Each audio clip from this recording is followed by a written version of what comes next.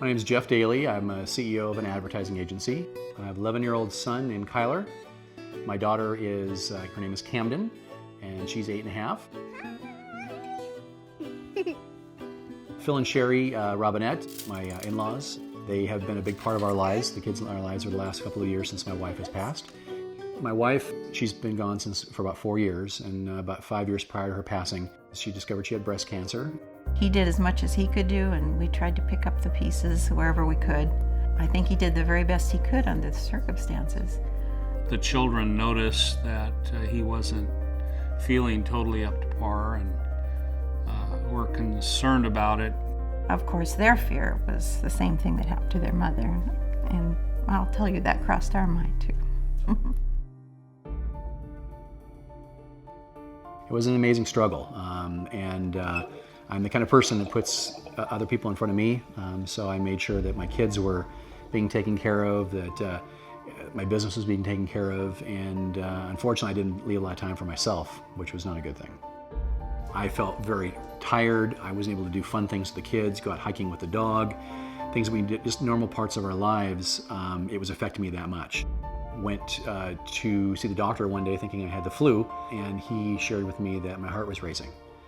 When I was in the emergency room, I was called by the ER physician.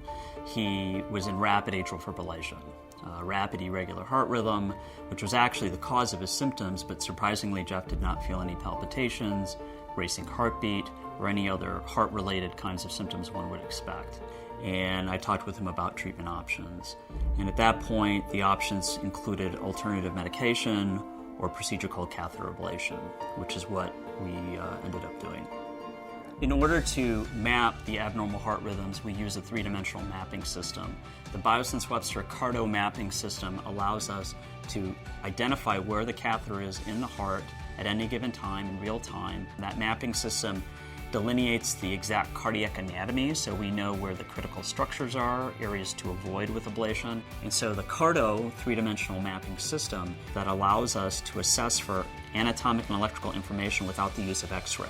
And that has been a huge game changer in the development of technology, because in the past there was significant radiation exposure involved with doing any kind of ablation procedure.